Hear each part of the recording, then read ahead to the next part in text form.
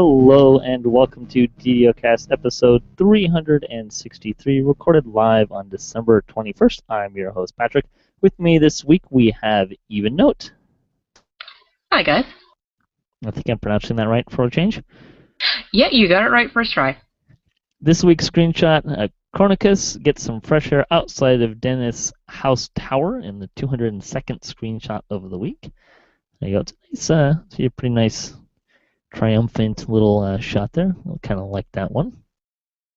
We like to talk about Dungeons & Dragons online nearly every weekend. You can watch us through Google Plus Hangouts, YouTube, the DDO forums from our website at DDOCast.com. DDOCast is hosted by Cyber Ears, the awesome podcast hosting network. Shows are usually available within a few days of recording.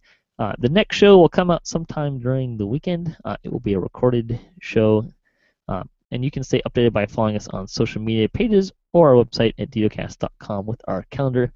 The next shows will both be recorded because of the holidays. We're actually recording them. They're probably very, very light on the news, partly because I don't think there's going to be much news in the next 2 weeks. And I may not record a separate news segment for that. But there will be shows, and they will be coming out probably during the weekend at some point in time whenever I get around to it on vacation and stuff like that. So, on the podcast this week, some tips and info on leveling. I'm going to talk about leveling and how to maximize that a little bit more. A question about teaching new players, and we're going to talk about monster champions. It's kind of the dominating thing in the news, and then there's some nice sales and other contests going on this week as well. So we'll start with game news. There was a hotfix on Thursday, December 18th. I looked through the release notes, and there wasn't really a whole lot worthy of very special note. Mostly, it was pretty much all bug fixes. And I think there were things along the lines of fixing the floors, the breakout floors graphically, and there was some stuff about when you get stuff from the sagas, the XP and the guild stuff applying correctly.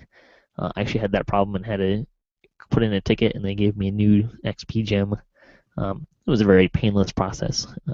But so there wasn't a hot fix. It fixed some stuff, but nothing horribly of note. We will link to those release notes if you would like to look at them.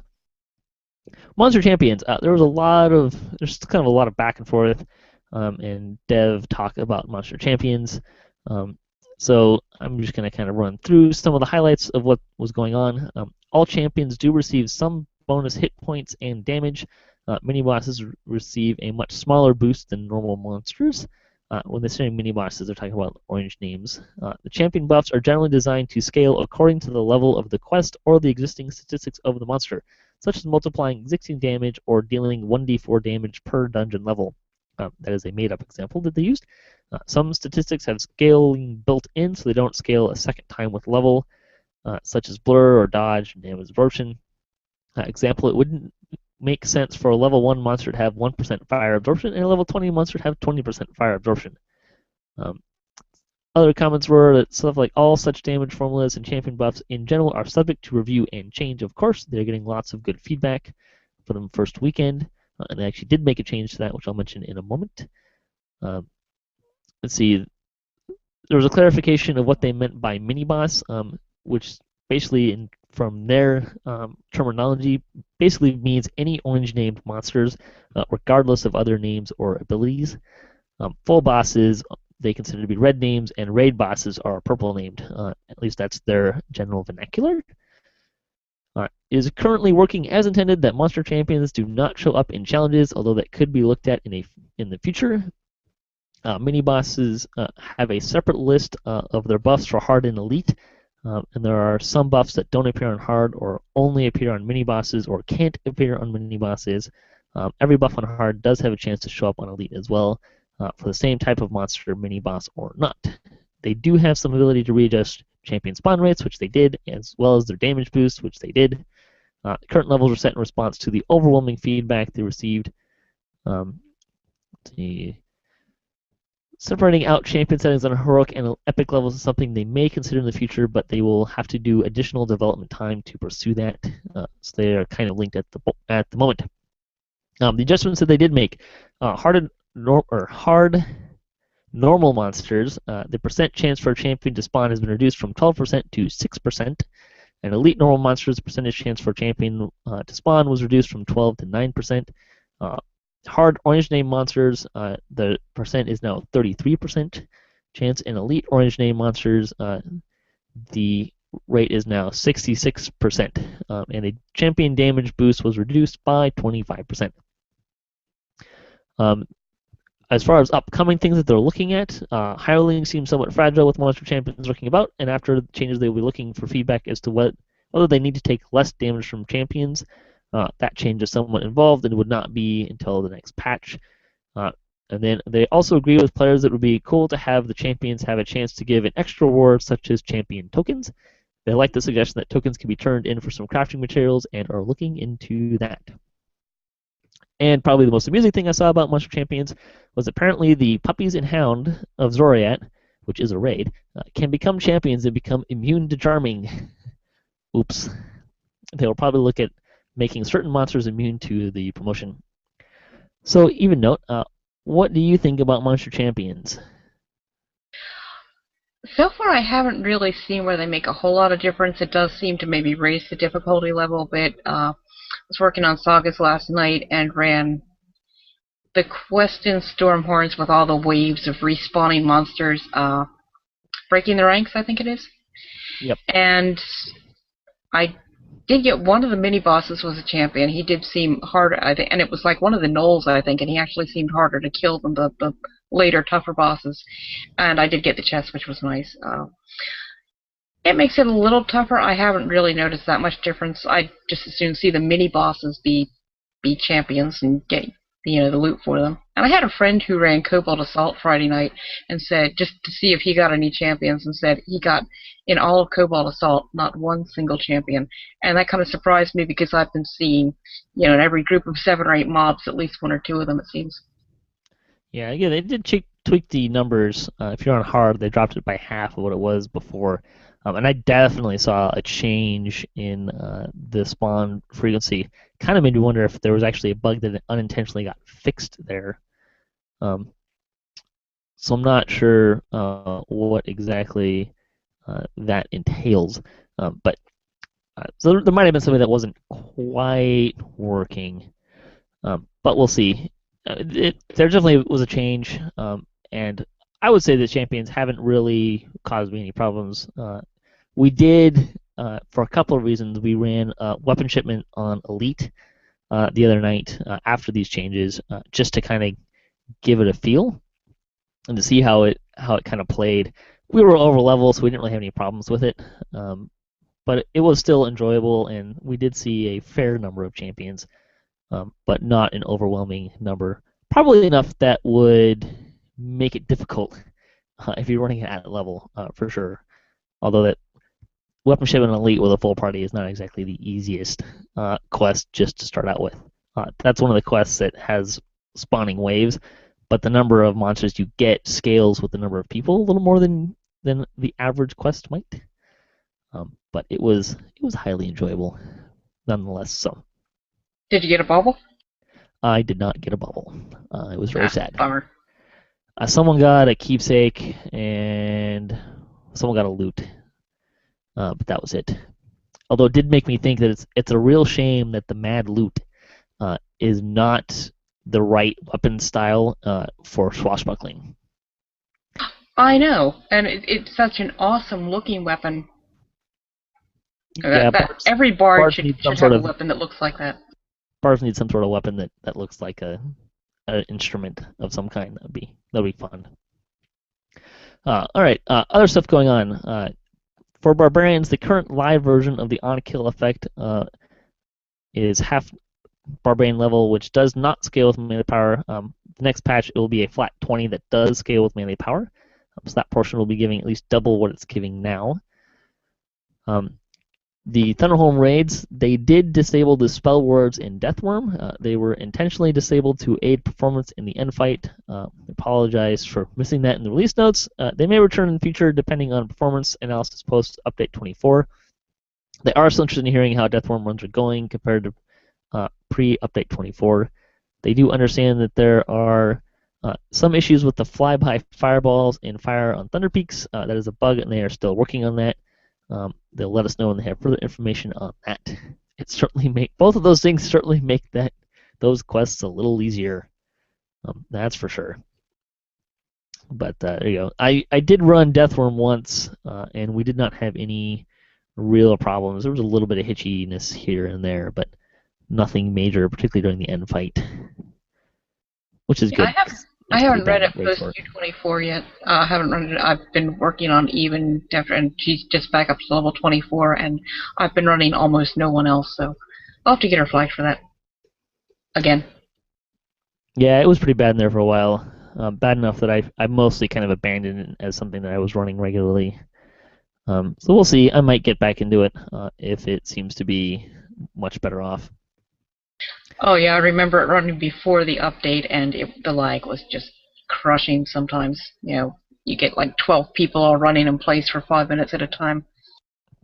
Yeah, and it's not fun. The weird place that every once in a while, because I run Gravity over red light, green light, if I have a choice, because I prefer Gravity and learned it and don't have a problem doing it. We'd get like 20-minute lag spike, or like 10, 20-minute lag spikes in Gravity of all places. It was just frustrating, and when everyone would go AFK, I think there was one time where everyone in the party got disconnected and had to relog in, and it was just a big hassle and all that stuff. But anyways, and then the last bit of news, their current goal is to add more armor and weapon sets to festivals and content and let players get it in-game. If they like looks, they can use the Mirror of Glamoring to make it into a custom look. As such, they are working on new armor and weapons. They're currently working on custom art for the Temple of Elemental Evil items. They wish they could do it faster, but that type of art takes a long time to create, texture, import, and tweak, especially when you have to get it to fit for all of the different models of characters, which can be a bit of a trick. But we like shiny stuff.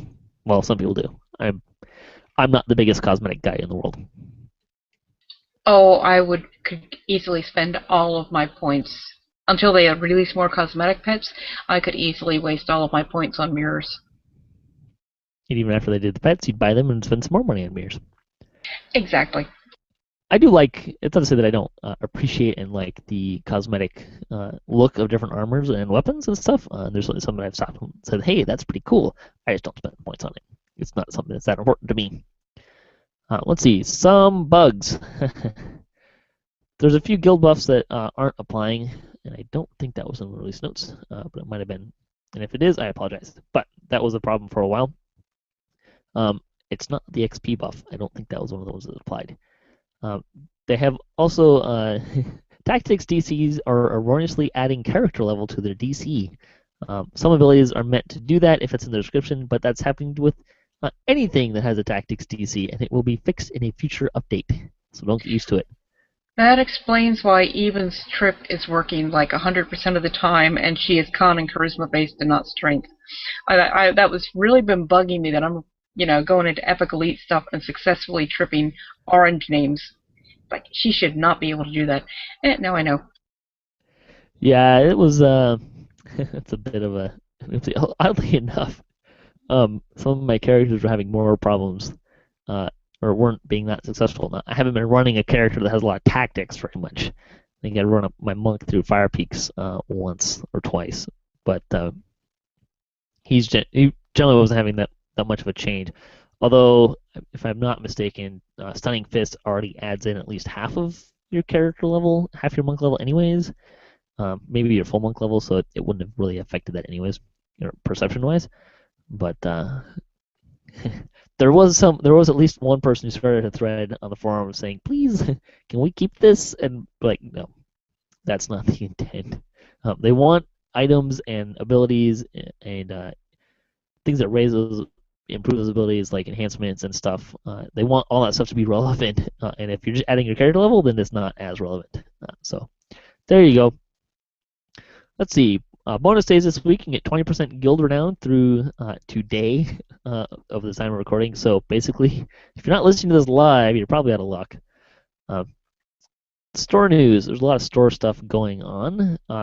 You can get double bonus points between now and January 5th. Yeehaw there. You get +6 stat tomes through December 28th, which are included in the 25% off ability stat tome sale. So yeehaw there. You also get 25% off of Guild Renowned Elixirs, Veteran Status, and 32-point builds. And then the December deals for this week, you can get 35% off of Bag Deposit Box upgrades, 75% off of the Shadow Kai Iconic Hero, and 50% off of the +4 skill tomes, and 50% off of Augment Bags. And the freebie for the week, you can get a Secret Door Divining Rod with the code OPEN19, one per account. December deals are pretty stinking good. So if you don't have Shredder Kai, 75% off is as good as you are ever going to get. I don't think I've actually ever seen anything more than 75% off. So there you go. That's a pretty good one. And Shadow Kai are pretty darn awesome. They are actually I haven't really played one myself, but I have seen a lot of people really enjoy those. So and it's fun to see the assassin with the whirly chains. That's just freaking terrific. Yeah, that can be a lot of fun for sure. The 123rd Chronicle. Seiki extols the virtues of the spell Flaming Sphere, which was kind of an interesting thread and tactic. Basically, the primary thing that they were doing there was using Flaming Sphere scrolls and casting them from out of sight lines, and then that was distracting all the monsters so that they could sneak by. So a nice little fun trick. Shadowpalooza was brilliant. Yeah, it was pretty neat. It had some nice pictures about that. Shardapalooza headed to Khyber on Saturday, starting at 2 p.m. That was yesterday, excuse me. And that went pretty well. I think I saw something along the lines of 46, somewhere in there. People were participating, so yay, Khyber, way to represent. Hello, Tolero. Hello. Sorry about that. That's okay. Welcome. Good time. You missed all the boring stuff anyways that you probably can't talk about anyways.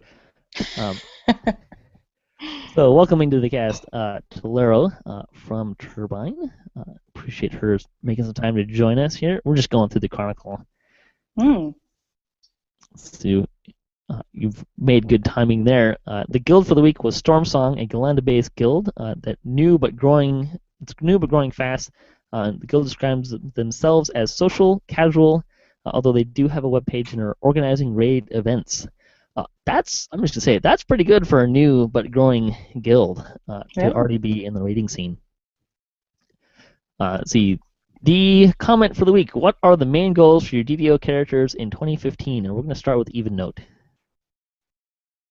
Let's see. I want to get into more soloing raids on Even, definitely. And Tolero? Mine is probably to try to play a straight wizard, because it's something I haven't done before, so I thought that might be a good change of pace.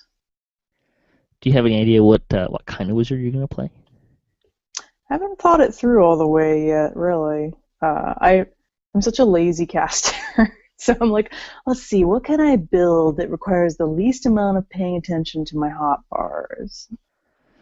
Ooh, as a wizard, that's tough. I know, wizard right? has really full hotbars. Although I'm kind of the person that I'm a weird duck. I was probably for a year and a half. I didn't even realize you could have more than one hotbar on your screen. Oh no! And then I saw someone who had like hotbars everywhere on the screen, like total game changer, right? So I figured out that you could undock them. So now I have hotbars everywhere, and my wizard's got pretty much every spell that he can cast that is marginally useful on his hotbars somewhere. And I try to like group them so that they're kind of next to like stuff, but. Yeah, his hotbars. That's the key with your hotbars, is having them in an arrangement that you know how to move through. And figuring out a system that you can sort of move between your characters. So I think I need somebody to organize mine, because I just kind of put stuff in, as characters level up, I just put stuff on there as I have room. And, I'll be playing my level 28 cleric, and then I'll, play my level 22 cleric. It's like, be clicking sounds like, wait, that's where the implosion should be. That's where the implosion is on Jal. Why isn't it there on Reva? And my poor bard has tried to heal when she's supposed to be wailing and. Yeah, that's a trick. I think my worst one is Dimension Door. That's in kind of random places on most of my characters. So usually the first time I'm on a character in a while, I'm like, run away, I need the door. Where's the dead? Dang it.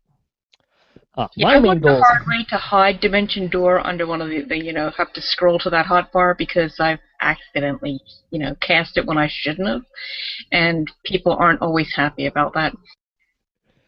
Yeah, that's always. I usually find it amusing as long as you don't click on it. But anyways, my main goal for my characters in 2015, I would say, is to finish my epic destinies and all of my characters about halfway through that, which is probably going to be a much more reasonable goal than my one last year, which was that New Year's resolution was gone by February. But there you go. Oh. Yeah, I was gonna try and do 2 past lives a month, and it didn't happen. Mostly because I just found I wasn't into it enough, so my motivation dropped off pretty good. Let's see. That's like all New Year's resolutions. Yeah, this one's actually probably gonna be more likely since it's what I normally do. It's what I'm working on, and I've been working on it steadily for several months and have been enjoying it because I'm running Epic, which is kind of where all the fun is these days for me, anyways. So there's a couple of true reincarnations in my future, though. But I stocked up on heroic stones when they were out last, so Yeah. gonna shortcut some of those. Anyways, fansite going on the Chronicle, fansite news. We got a shout out for our last episode with races. Which seems to have been fairly well received, although I will mention just here since it's relevant, a couple people pointed out that we were somewhat unkind to elves as a race. I will say that I don't have anything necessarily against elves other than the fact that I like the other races better for most of the builds I would use elves for. Although someone did point out that the elves do have a dragon mark of displacement, which is pretty handy. Mm-hmm. The Damsels of DDO had their 4th episode, focusing on Brothers of the Forge. It was a good listen to. DDO Gamer is having a motivational poster contest. What he did is he posted up it's a picture of 4 halflings in a treasure box, treasure chest, and he wants you to provide basically the text for a poster on that. You need to do it on his website. That's the only place where he's counting. Other places do not count. We will link to that in your show notes. He's giving away 2 1,500 point codes for that. So go ahead and enter there. I think it's one for his favorite and one just completely random. Enrique was looking at... That would buy a lot of Mirrors of Glamoring. Yeah, it would buy a lot of Mirrors of Glamoring. Yeah. Be warned, competition is fierce. There were quite a few comments there when I checked it, or at least when I saw it. I didn't really have checked it, but when I saw it was up there, and he was already up to like 30 comments, and it had only been up for maybe a day, if that. Enrique was looking at the quest Purge of the Fallen Shrine in their blog. Events. There's a lot of stuff going on here. Ginger Spice wrapped up the Favored Soul True First Life project with an Abbott raid on Saturday. I didn't realize he was that far along with that. Heroes of the Hinsfolk on Galand are hosting a trivia debate on Saturday, December 27th. The Anvil Fire Inn at 11 o'clock a.m. and p.m. Eastern Time. High Rolls of Kenneth are having a festival giveaway. Tom116 is conducting a holiday giveaway on Galanda. Kinder and friends on Thalanis are organizing a 12 Days of Christmas event. And Leclerc 1 is holding a Christmas giveaway on Orion. So if you're interested in any of those, check out the Chronicle. Some of the videos that were up this week, Shadowpalooza, the video from Wayfinder was up, as well as they just ran Kyber, so that will probably be up soon, at least in an archived file. The Weekly Wednesday went through Mask of Deception and Palace of Stone, so if you want to look at some of the new stuff, if you don't mind spoilers and want to see Jerry play those, you can do that. And Fall Filling was in Manic Terrain, doing some of the flagging quests. Let's see, and general gaming news, the MMO Face-Off 2014 on MMORPG, DDO was defeated by Eve. However, Lotro defeated World of Warcraft, so it will be Lotro versus Eve in the final. Go Lotro! Yeah, go Lotro. That's pretty fun. Although I don't want to minimize the fact that yay Lotro. But I have a feeling a lot of people voted for Lotro just because they didn't want to see World of Warcraft win. So they might have picked up a few extra votes there. But hey, good for them. That's some great promotion. Hey, we might have thrown our round because I don't know how we were gonna suss out DDO versus Lotro. There might have been like fighting in the office at that point. That would have been, that could have made for some really fun little weekly Wednesdays or community video stuff. That would have been pretty interesting and entertaining. Though I know you guys do have some people that work on both, so that could have been that could have been entertaining. We draw lines, choose your side. Everyone who's working for Lotro work on this side of the office this week. Yeah. Everyone who's working for DDO work on this side of the office, and if you don't pick one, you can work out in the parking lot. There we go. All right. Now we're going to get to our roundtable discussion, and what we're going to do is we're going to talk about leveling, and what we're going to kind of start off with. These are some of the mechanics about leveling and how some of the bonuses and penalties work, and then we're going to move. Kind of in the second half of the discussion is going to move more on how to maximize your XP and use all that stuff to your advantage, so you can get the best bang for your buck out of running quests. So we're going to start with the bonuses for leveling, and you can check these. The default is exit. It'll bring up the quest panel. Actually, I don't even know what that thing's officially called, but it brings up a little pop-up screen. Quest panel. It shows you the objectives that you have completed, that you have yet to complete, and it kind of gives you a breakdown of how you're earning XP. It does count a little. It orders a little weird because the top half it'll kind of show you different bonuses, which will include your Bravery Shake bonus, first-time bonuses, the base level of XP for the quest, and then down at the bottom it'll have a bunch of other bonuses that include the bonus for killing things. The bonus for breaking things, bonus for doing traps, the non-re-entry bonus, and the non-dying bonus. So it'll kind of add all those up, but it's kind of weird because it starts at the top, goes through a bunch of bonuses, then skips down to the bottom, and then your final bonus, your final XP is going to be kind of in the middle of the sheet, at the bottom of the top section. Hey, Tolero, maybe we could move that down to the bottom, make it a little bit more intuitive. I'll poke them. Just a thought. It's not that big a deal once you start getting used to it. It's just kind of funny to watch through some of that stuff. So every quest for Slayers, Breakables, and Traps, you have to hit a certain number, and you get different bonuses at different numbers. And the wiki is a great place. DDO wiki is a great place to go if you want to look at the numbers for a specific quest, because they change between quests. As an example, Undermine, I think you have to do like 300 traps to get the full trap bonus, or something like that. Probably not worth your time. Just saying. Unless you like traps and brought a lot of tools. I don't know what that means for how many traps are in there, but that's a lot.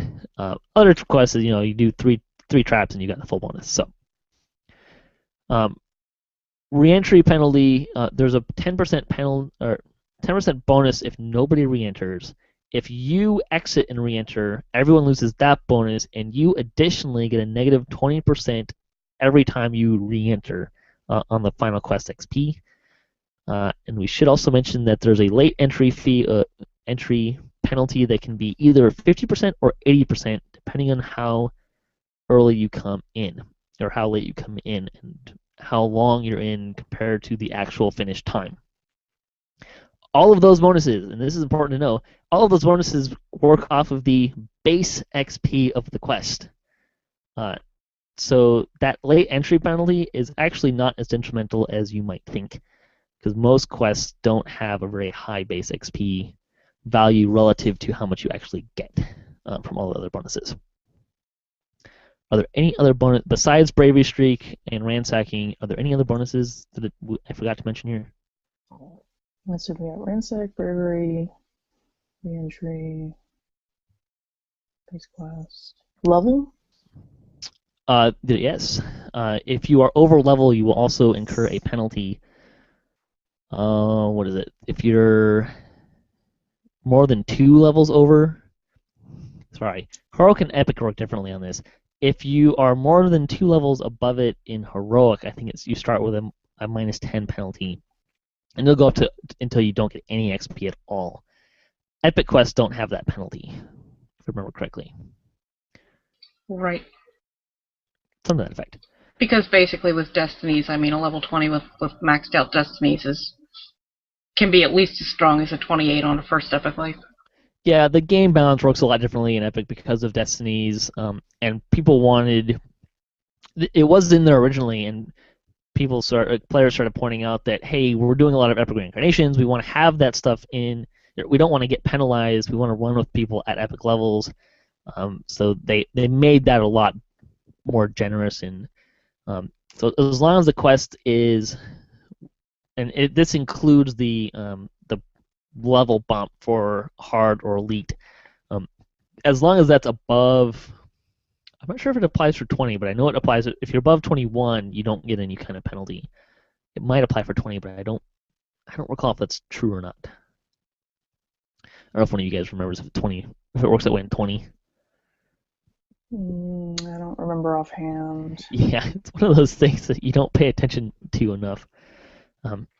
Anyways, let's talk about ransacking. The way ransacking works is if you run a quest multiple times, you start incurring an XP ransack penalty. You get an additional 20% penalty every time you run the quest, and it decays by 50% every day. And I think that it's calculated more or less independent for each quest. So you have to wait 24 hours-ish on each quest. It's probably like 18 hours. That's usually what the day is. I don't know if you actually know or can say the exact number there, Tolero. Day is always kind of nebulous. I mean, sometimes it can be like 16 or 18 hours, but we technically count it as a day because it's most of a day, but it's usually not a hard and fast 24. Yeah, usually they stay away from 24 because they want you to, if you run it during one night, the next night they want you to be able to run it again. So, right. And like raid timers is 3 days, which works out to be like 2 days and 18 hours or something like that. So yep.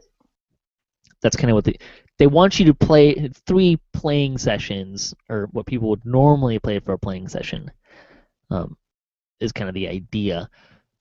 It does work both for the quest itself and the optionals.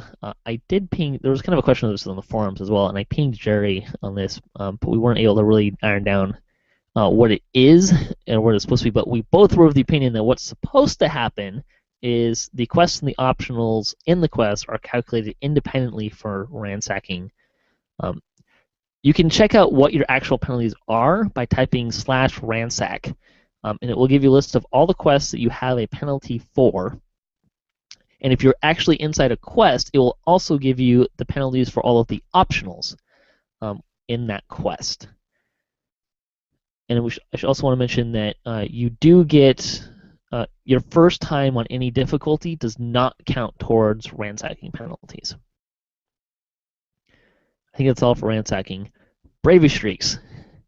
And this is where we'll get a little bit more in how and kind of playing some of the stuff to your advantage. Bravery streaks work that the more you run quests on higher difficulties, you get a bigger bonus. So if it's your first time on a quest and you're in the appropriate level range, you get a on hard it's a plus 20% bonus.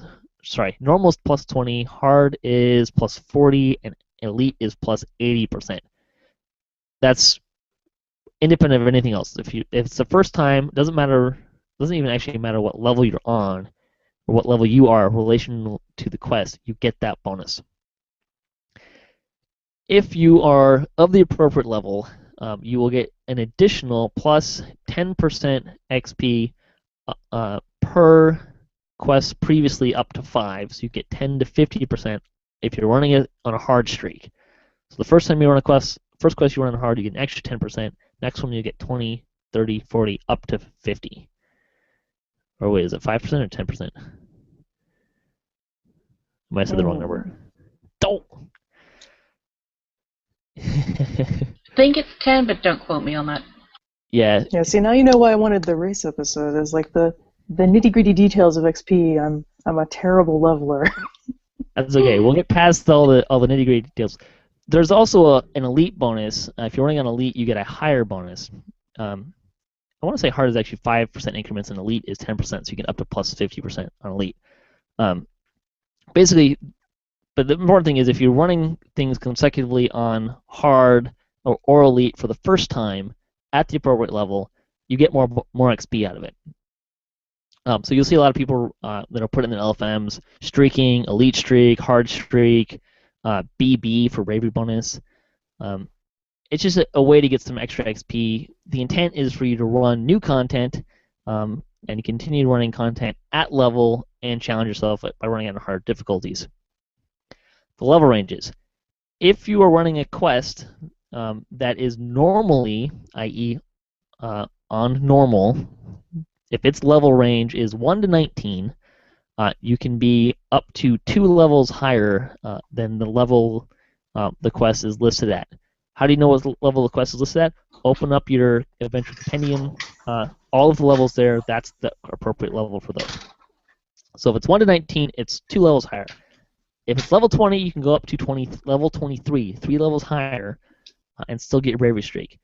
If it's level 21 to 28, you can go up to 4 levels higher. So level 21 quest, you can run it up to level 20 with level 25 and still get your bravery bonus streak. So I did not realize it was 3 levels at level 20. Okay, so that explains. I waited to even hit 23 to try to solo Todd. I'm going to just let you finish. No, that was pretty much done. That's kind of how it works. It's a little weird. A lot of people get confused pretty easily about that, and I've corrected a few people on that on numerous occasions. So 1 to 19, 2 levels higher than the Adventure Compendium level. 20 is 3 levels. 21 to 28, and up to 30 when we get to 30, 4 levels higher. Although you probably won't ever get 4 levels higher than a lot of those quests. Having said that, what do you guys have as an approach for using bravery streaks? What do you like to do for streaking? I am the worst streaker ever. In fact, I tend not to go on higher difficulties because I tend to let Mr. Tolero kind of take the lead on stuff because I am just very relaxed when I play. And so the bravery bonus, I will drive him insane if he's actually trying to keep a streak because I'm just so blasé. So I'm the worst person for advice on bravery streak. I am then the second worst person for advice on bravery streaks. The only time I've ever really been concerned with it, Even's on her 3rd life now, and she basically made it all the way to 23 without running anything less than elite.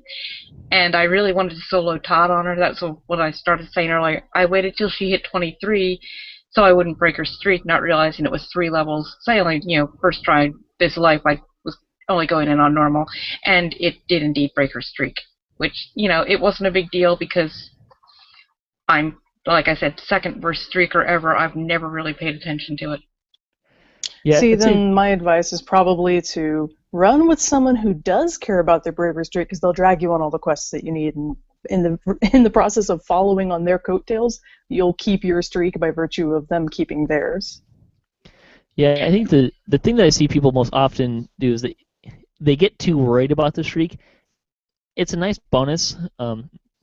There's still plenty of XP in the game. I actually heard once someone told me that, not related to Turbine in any way, shape, or form as far as I knew, but they basically said that the way that they originally set how much XP you needed to do a 3rd life character was they added up how much you would get if you just ran every quest in the game on Elite.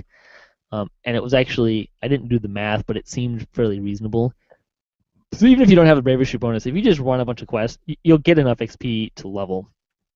The thing that there's some tricks that you can use to preserve your bravery bonus streak. Like if you want to run a quest on normal, or you want to run a quest but you don't feel like you can actually handle it on hard or elite, but you don't want to break your streak, get someone in the quest who is, even if they just like pop in and out, they'll make it so if you're running over the level that would give you a streak, it won't break your streak. You won't lose that extra bonus. So you can use that, and that includes hirelings. Particularly the Onyx Panther is a pretty nice one, because you can, or the low-level Owlbear, because you can bring the Panther into the Veil quests as a level 18, but it will So if you want to run like running with the devils, but you don't feel like you can handle an elite, you can just bring your panther in if you have one. It's a permanent hire that you had to buy Menace of the Underdark to get. Um, or you can get like a Gold Seal Hireling and do the same thing. It can just kind of prevent you from breaking your bonus streak. Having said that, you will get more XP if you break your bonus streak and run stuff rather than not running anything because you want to preserve your streak. Just saying. Yes, and also if you try to run stuff that's really too hard for you, and you end up either failing or taking forever. If you're going to either take, if you want to run Elite Cold Chamber, and it's going to either, take you 3 hours or you're going to fail, you're going to make out a lot better running it 2 or 3 times on hard. Yep. It only takes 5 quests to build your streak back up, whatever your hard or elite. So you can rebuild it actually pretty quickly. I tend to run elite streaks on heroic, and I usually abandon elite streaks in epics and kind of. I try and make sure that I don't run a quest on normal without having run it on hard, so I at least keep a hard streak because hard is sufficiently easier than elite and not that much more difficult than normal. And I like the bonus XP. So that's kind of my strategy. I tend not to worry too much about an elite streak at epic levels. Again, there's still so much XP. We've switched to a ransacking system. It used to be the XP ransack was permanent, which is no longer the case. So that really helps things a lot. So there's plenty of XP. My advice is, if you can, utilize bravery streaks. They're great. It's extra XP. Who doesn't like extra XP? Don't worry about it if you can't handle it. It's not a big deal. Don't break someone else's bravery streak, though. That can be a little annoying. Yeah, don't do that. I did once chew out a guy a little bit that I had put a level range into my epic quest. He joined the group and then went and leveled, which put him above the level restriction that I had put in the LFM, which meant that we didn't get our bravery streak bonus, and I didn't notice it till we were on the second quest. Oh. Which was kind of lousy. So pay attention. That's why if you're joining a group, if you're within the level range, I wouldn't worry about it, because that's on the leader. But if you're leveling outside the level range of the group LFM, you should check first. A lot of people just check if they're leveling anyways, which is great. I mean, that's a safe way to do it as well. Okay, so that's bravery streaks. I want to quickly kind of describe how when you hit epic levels at level 20, XP starts working a little differently. When you're in heroic levels, you just get heroic XP. That's all there is to it. You don't have to worry about anything else other than that. When you get to epic levels, there's 3 different types of XP that you're working on. Epic XP, which is your levels 20 to 28. Destiny XP, which is what levels up your epic destinies. And Karma XP, which is how you epic reincarnate. Anytime you gain XP, it will apply to all 3 of those, assuming that, or any 3 of those that are not capped. So you kind of have to pay attention to that. If you want to look at your Destiny and Karma XP, you can open up the Destiny panel. Karma XP is shown on the map view. Your Destiny XP is shown in the specific Destiny view. Actually, I think it's also shown on the map view as well. You can also, on your XP bar, both in your character sheet and at the bottom of your screen, there's a little circle symbol. You can click that and it'll cycle through both your level and your Destiny XP. So you can do that in both of those places as well. So you can either show one or the other or both, which is a really nice feature. I like that. Whoever thought of that, smart guy. Anything else? Did I miss anything on that? I wanted to make sure that I covered that before we got too much farther. No, I think that's everything. All right, so I can't think of anything else. That's the mechanics of XP in a brief nutshell. We could probably go a lot more in detail, and obviously we didn't know all of them, but hey, there you go. If you really want to get all the skinny on some of that stuff we didn't know, check the DDO wiki. We are not and do not claim to be the expertise of experts. Having said that, we're going to talk about how to maximize gaining XP. So I'm just going to open up to you ladies. What are some tips you have for maximizing your XP in while you're playing? I think it comes down to whether you're the type of person who likes to maximize it through additives or whether you like to maximize it through time spent, right? Or a mixture of the two. So for me, I tend to be a additive person because I'm way too lazy to actually manage my time. So I much prefer finding all the bonuses I can and just piling them all up as big of a stack as I can get them. So you're looking at things like, utilizing first-time bonuses and that sort of thing, but also looking at what extra bonuses, like is there an XP bonus weekend happening? Or if you're a VIP, the VIPs get extra XP by default, and that also stacks. Or do I have, say, some of the XP items equipped on the character right before the end of the quest to make sure I get, say, your voice of the master or whatever you happen to have on you. So that's how I tend to do it. That's pretty much my approach as well. I do love now that the ship buffs persist. They last so long, they persist through death. So you hit that shrine and you've got that for, how many hours. You don't have to worry about, getting stuck on a long quest and losing it. And are we going to be talking about XP pots later? Because that's one way that I really I've gotten into maximizing my XP is when I'm using pots and when I'm not, and, when to drink them, stuff like that. No, talk about that. That's a great tip. Mm-hmm. Great time to drink an XP pot is like if I'm running a really high XP quest, with a few exceptions, you wait till about the time you would say voice is on, then drink the XP pot, and that way, you're not running through a whole quest. Exceptions are stuff like that have a lot of optionals during the quest, right. have high XP, like Devil Assault, Von 3. I'm going to drink the pot pretty close to the beginning of those because there's going to be a lot of XP. Probably as much XP from the optionals and stuff as you actually get at the end.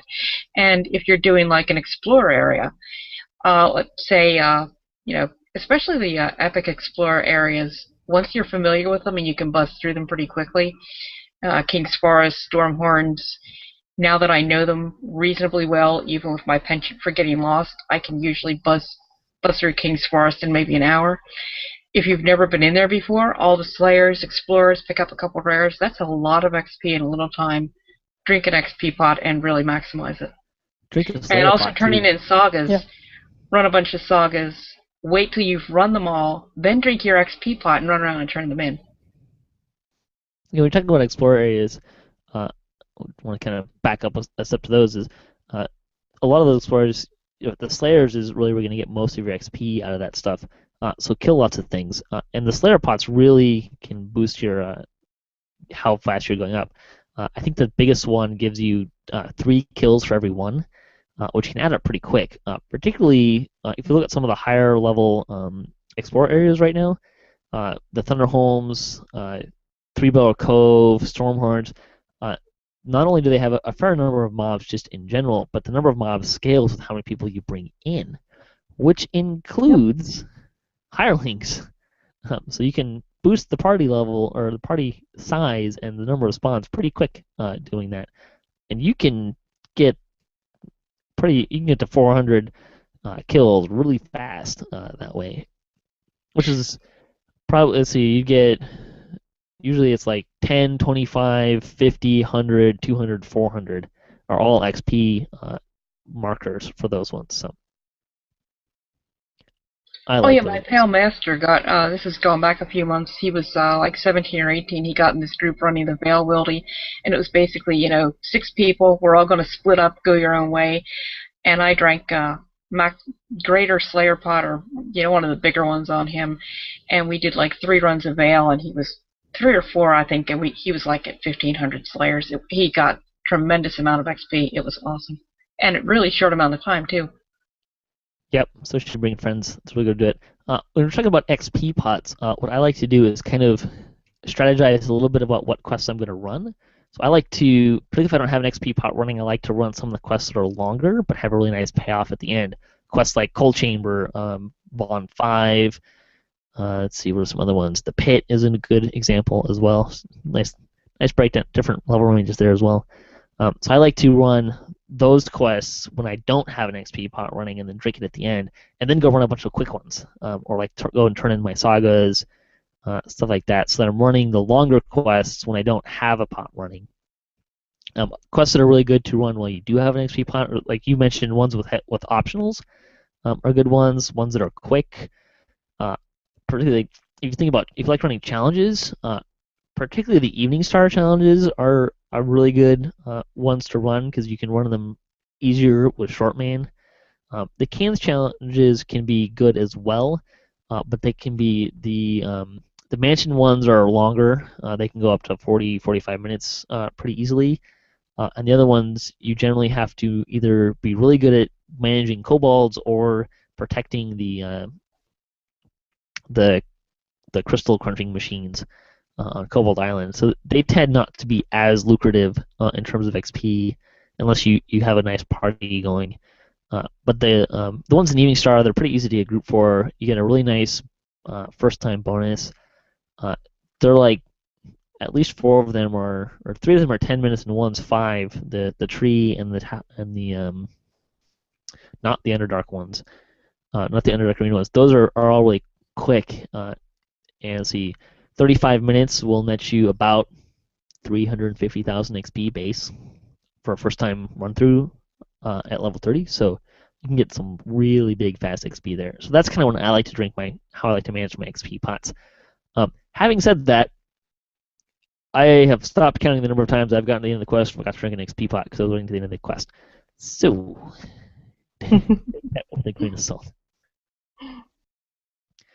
That's kind of a trick to play there. What are your guys' thoughts on holding levels? Holding levels? Like if you've reached level 10 but you don't take it until later, you run some more quests at level 8, that kind of stuff. I do tend to bank levels until I, have to take them, and I never take 19. But it depends if I see an LFM up that if I'm banking a level and I've got to be 1 level higher to get into the LFM, it's not something I obsess over. Something I really want to run. I'll go level up or whatever. So it's weird for me because since I tend at work to, when people are like, oh, I want to learn DDO, especially if they have like a temp or a new hire, I'll start playing with them. So what I end up doing is, good, whatever we're going on, like 8 or 9 years that I've been doing this. And so now I have characters that are spaced about every 2 levels, kind of like a conveyor belt. So I tend to, like, all of them are just sitting spaced at the different levels because I'm in no particular hurry to level a lot of them, because if I want to play, a little higher, then I just switch to the different character.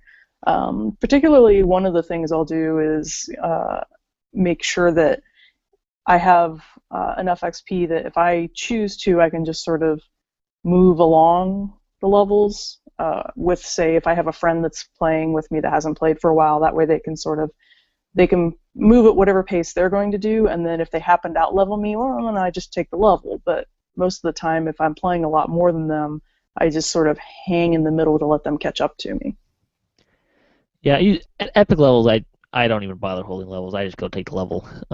There's plenty of quests to run, and you're kind of always running them over and over and over again, so streaking is less of a problem. You have a lot bigger range that you can hit levels at streaking. You have to get up to, if you're running a quest that's level 21, you have to get to level 25 or 26 before you stop getting the bravery streak bonus there. So I don't worry about it in epic levels. Heroic levels, I do tend to hold levels, but typically it's because there's a quest that's at the level that I currently am and qualify for bravery streak that I want to make sure I get the streak before I move on to the next level. Otherwise, I don't tend to worry too much about it. Again, there's plenty of quests in the game in terms of how much XP you need, especially when you start looking at explorer areas. I should point out briefly, while I'm thinking about it on explorer areas, make sure you check the level range. If you go into an explorer area with someone who has a higher is outside of the level range, but you're still in it, you don't get any XP out of it. You can't advance anything, so just kind of be aware of that.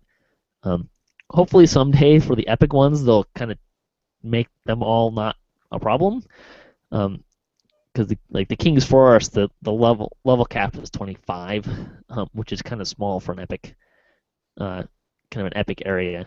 So I'm holding out hope that someone at Turbine will figure out that all epic explorer areas should just have level 20 to 30 and be done with it. Not have to worry about it. Maybe. That would be awesome. But there you go. Do you guys have other tips that you like for how to maximize your leveling strategy? Well, let's see. Making sure that you know where all the different sources of XP are is a good one, because there might be some that you're not even aware of, or that there's so many now that they sort of. We've named like many of them tonight. I'm trying to think if there's any of them that we haven't covered.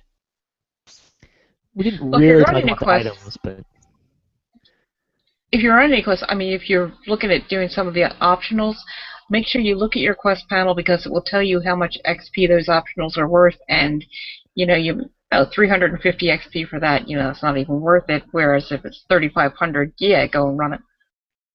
I see a lot of people in Servants of Overlord. They run past the lever with the Drow and Fire Reavers around it, which in and of itself, just like base XP wise, is worth like 7K on Epic. So it's a pretty lucrative for the amount of time that you spend doing it. If you can do it, and it's not. I've done it with 2 people before. It's doable even with a short group. You can get a lot of XP out of it, and it takes like maybe 3 minutes to do. So definitely look at what optionals are worth it and what ones aren't. That's a good tip as well. I would say something that I do is I kind of manage like repeating quests. You'll see a lot of players, particularly ones that are kind of doing more grinding at epic levels, or you can just even at heroic levels. Some quests are really good XP runs, and what you'll do is every day you'll run it twice. So you get because that'll put your ransack penalty at 40%, and then the next day it goes away because you recuperate 50% of that penalty every day. So that can be a really, if there's a quest that you really like to run, that you really get a lot of XP out of, that you want to kind of get into a little bit of a habit, and you can get a nice little kind of XP loop that you can do once a day kind of thing. Even if you only do it each quest once. Kind of a personal favorite of mine is to hit Spies in the House, Vaughn 3, and Wiz King at epic levels is a pretty good, quick run, and maybe Offering of Blood, depending on how things are going and what other things are running. Granted, if you're running the same 4 quests every day, they tend to lose their flavor, so I tend not to do that too much. But you can do that. I know a lot of people for a while were doing 2 Spies runs a day every day, and that was kind of their hardcore. I'm trying to level this character kind of strategy. I don't know. You guys have strategy you like to use for repeating quests? You like to go everywhere? I tend to like to go towards quests that I have a good proficiency with. Like if I'm in a mode, which this is rare, but if I'm in a mode where I'm just trying to get XP and trying to level quickly, I make sure to avoid quests that I'm not as familiar with and stick with the ones that I know more or less what the flow is going to be. If you try to go into a dungeon that you've never been in before, you're just going to go in and frustrate yourself because you're not going to finish it as quickly as you're expecting potentially. Also, I'm a big fan of any type of, if you can find tips from players or guides about a dungeon that you're going into, if you're not sure, just save yourself the time and just somebody else has obviously figured these things out. Go and see what they had to say instead of trying to slam your head against the wall the first time through yourself. That's a good point. I mean, I've got a friend who knows all these quests.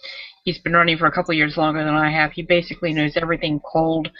And when I started running with him, I was really shocked he would invite me to his parties because he was so far ahead of me, and I haven't caught up yet.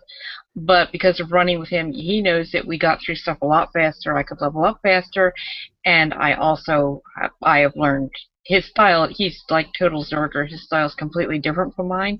But now if I really want quick XP, I know how to go in there and Zerg this stuff and get it done. So not only will you get more XP, but you'll also learn how to do it on your own. Yeah, figuring out friends that are really good at that can be really beneficial. There were 2 guys in my guild for a while. They both moved on from the game. I moved on from the guild actually, but there were 2 guys in the guild that were just crazy good at doing TRs. And I just ride their coattails as often as you could.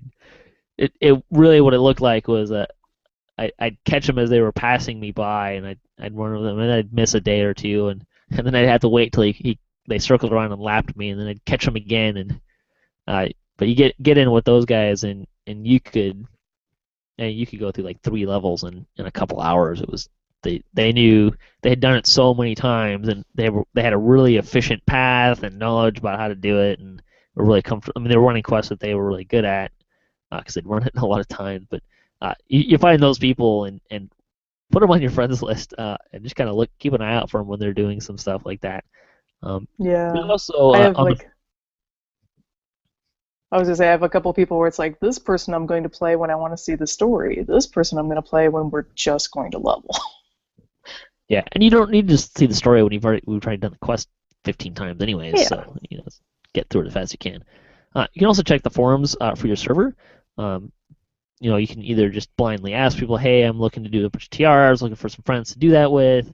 You can kind of find some people that way. Sometimes there's, I know on Kyber for a while there was a TR channel that someone posted on the forums, so you can kind of use that to communicate as well to find some people to run with.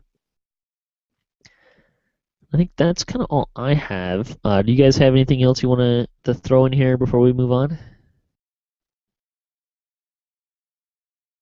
Main thing is just find the pattern that works for you, right? There's so many options now. There's not really like one way because Mr. Tolero has his level path that he likes to do, and he likes it pretty well. But I have other quests that I prefer, just thematically or based on what my build is. So it's just a matter of finding the pattern that works for you. And don't get so obsessed with getting XP that you stop having fun, because especially after the first time I TR'd a tune, I kind of fell into that trap for a little while. And I got to the point where, God, I don't want to log on. It's like there's nothing stopping me from just logging on and running what I want to run at the pace I want to run it, and not even worrying about XP. So don't knock yourself out if it's not fun. It's not worth it. Good advice. There's a lot of XP in the game. You don't have to worry too much about streaks. They're great. They certainly make it faster, but you can level a character without doing a bravery streak just fine. We did And it I for usually do. years. Yeah. So, all right, we're going to move on to the survey question for the week, our lightning post section. The question for the week is, how do I teach someone brand new to the game how to play? And I know we could spend another cast on this, but just some short, quick tips on this, please, ladies. Ooh, where to start? Give me your top 3 things that you can do. Oh, top 3. Oh, you have to give me a sec. I'll let you go first while I think. I would say the first thing I would do is teach them, the LFM panel, how to find groups. And this isn't really something I want to leave this out of it, but tell them to have a thick skin, because some of the people they ask advice from might not be all overly nice. But show them how to find groups at their level, stuff like that. Yeah, I would say that would be the first thing. So definitely teach them how to use the LFM panel and the social panel and how to utilize that stuff so they can find people to run with that can also help them. Play with them and spend some time with them. Don't just like drag them. As much fun as it is to get a new person and just drag them through a quest and watch their jaw hit the floor as you blow them away with how amazing you are at the quest. Spend some time with them, teach them how to run the quest. I'd also say, play to their strengths. There are certain people in the game that, maps do not work for them. they can get lost in the marketplace. Okay, you're talking about me. I know my guilty already tells everybody. Yeah, even gets lost in market barracks. There's certain people, they're just not very good at navigating different areas, and that's totally fine. And they can still play the game and contribute and have a lot of fun. If they're a person that really likes to, figure out what they like. Do they like getting cool gear? Do they like working on their builds? Do they like doing raids? Really encourage that, whatever kind of they really like to do, and find ways that they can have fun and then really help them to do that. It may not be the thing that you find to be the most fun, but we're talking about get new players, teach them, and you want them to stick. So teach them how to enjoy the game. For That's me, a really good point. Oh yeah. I just thought of that too. For me, one of the things, there's two things I try to do for brand new people. One is cover some of the nuanced differences that they're second nature to us because we've been playing for a long time, but they're not to a brand new person. Little things like, oh, by the way, did you know that you can sidestep the magic, right? Like, not every spell is automatically going to hit you, because some of these guys are coming from games where they don't have combat like that, and they will have no idea until you show them. The second thing I've done that's been pretty effective is, instead of leading a person through a quest and then saying, watch this, watch this, watch this, instead let them take the lead.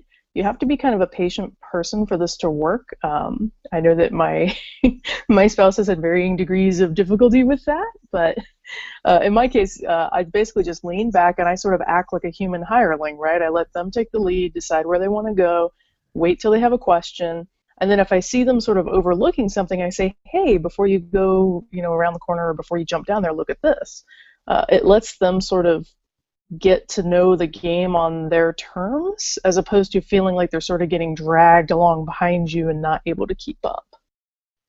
Yeah, I really like that. I've never actually tried that. I mean, I hate joining a learning run and having somebody drag the party through it. Well, I put up an LFM for a learning run, and I figured this could be 2 or 3 hours, but I've never thought of just letting them take the lead, the human hireling. I like that. That's a cool idea. You can, let's say one thing, kind of building off of one of my points is, when they find quests that they like, the game, take them to other quests that are like that. If they don't like the Crucible, they don't like mazes, don't take them into another maze, in the Maze of Madness or something like that. If they like quests like Cobalt Assault, go take them into the Market Barracks, or Breaking the Ranks, or something, or Weapon Shipment, stuff that has lots of mobs to kill, stuff like that. The game, figure out what they like, and really kind of show them where other things that they like what they liked about that quest are in other areas of the game. I will say though that teaching a brand new player, it is a lot of fun to just shut up and let them go first and find the traps. Yep. Or let them fail at traps. I will still always remember how much fun it was when there were the two new people, me and another person, and I was the rogue. We got up to, I wasn't new, but I hadn't played a rogue before. Got up to the lever in Vaughn 4 that has all the spiky traps on it. And I searched, found the first box. This is before they gave you the lasers to find all the trap boxes. Found the trap box that was right in front of it, disabled it, and said, okay, it's all clear. The other person jumped up and pulled the lever and got skewered. And we were both like, wait, what? And someone else who was in another part, was like, did you get the second box? There's a second box? No. So, but it was a fun. Someone died. Oh well, you lost 10% XP. Oh no, it was still like we all had a really good laugh out of it, because here's two bumbling idiots that don't know what they're doing, trying to muddle through the quest and having a good laugh at it. You can have a good time with that learning curve, particularly if you're watching someone try and figure some stuff out that's not frustrating them, but it's really funny. The secret door in Foundation of Discord be a good place to have that fun. There's a whole bunch of places like that in the game. Have the person running the quest for the first time, oh, look, a chest, you be the one to open it, not tell them it's a mimic. Right. There's some of us are smarter than average bears, but when I first went in the game, they finally introduced me to the game. I don't even remember what quest it was. Like, hey, why don't you run down that hallway? No. I don't remember what it was. There was some sort of trap or closing doors or something to that effect. But and of course, it's always fun first-time shrouders getting them to jump for the extra chest. Yeah, not too much of that. Oh, I love doing that. Sort of hazing's fun, but yeah, I think my favorite hazing was taking Severilyn through Coalescence Chamber for the first time at his request. He was like, I want to try this Coalescence Chamber that everyone talks about. I'm like, are you sure? And he's like, yeah, I want to try it. I was like, okay. So I had a little notepad file open, and I would just write down quotes of all his various expletives that he would say at various points in the quest. So okay, you need to start a blog and blog that. I would totally love to read that. No kidding. No, because the last entry on the notepad is him saying, stop writing down what I'm saying. like less so with DDO damsels. Like I said, the wisdom of Mithra could have Tolero's wisdom of the devs. Yeah. Funny quotes. We actually do have kinda a giant quote file. I'll have to see which ones are safe enough for digestion. Quote of the week. Come on, that'd be great. Dev quote of the Mm-hmm. week. That would be awesome. You should add that to the Chronicle. I'm sure they I'll see if I can find some safe ones. All right. With that, we'll close out the show here. Evennote, why don't you plug you've got a blog going here. Why don't you plug that? Yeah, I've actually been a really, really, really bad blogger lately. I went through some health issues in October and wasn't online much, and then November was National Novel Writing Month, so I wasn't online much. And so I'm just starting, I have not actually blogged in a while, but it's ddoeven.wordpress.com, and of course there's also RDDO, which is kind of a conglomeration of all the various DDO blogs, and which I have a couple to update, which I, real life has kind of gotten in the way, but that is rddo.x10.mx. Awesome. Tolero, do you want to plug anything on our way out the door here? I'm going to refrain because you guys all know that I work with the store, and it would be totally my style to just go, all the sales. Plug the sales or whatever. I guess that's true. All right. Why can't you that's plug true. the sales? Well, it's just, we're going to be heading into Christmas, so there's obviously a ton of different items on sale right now because December deals is going on, so we'll be coming up with more December deals.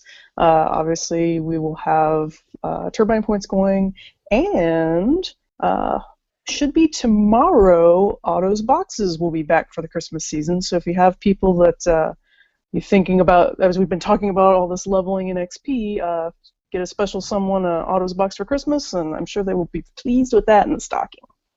Drink an XP pot before you use the stone. Yes. I don't suppose those are going to be on sale. And use it a 5% XP shrine and put your voice on. And Yep, stack everything up. So the nice thing, too, is with the box, it'll be out during double bonus points time, so you can technically use the double bonus points on it, which is a nice discount there. Indeed. So with that, I will close out the show here. Thanks for listening to the show, and thanks for Tolero and Evennote to joining me today. And thanks for the other. Yeah, appreciate you guys being on here, or you ladies being on here. And thanks to other contributors of DDOCast. Thanks to Turbine and Wizards for making fun DDO and D&D games. Thanks to Cyberbears for hosting the podcast. You can hit us up at DDOcast.com for show notes, our calendar, previous shows, swag, and other fun stuff. If you want to be a part of the show or you just want to say hi, you can email us at ddocast@gmail.com. You can also find us on social media and follow us for the latest cast updates. I guess I'll tease. The next two shows will be... we're going to have a few more people on the show. They're going to be recorded. We're going to have a few more people on the show. We're going to record them back-to-back this week. And it's going to be kind of more about how the year went and where the game is. So we'll talk about a lot of different stuff. It should be a lot of fun. We've got a good lineup of guests for that.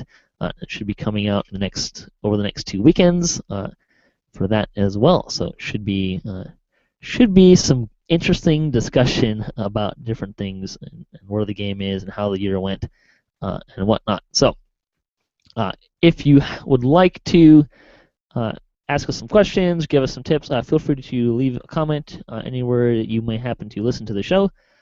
And for the closing tip of the week, don't be discouraged by stronger players and their past lives or gear.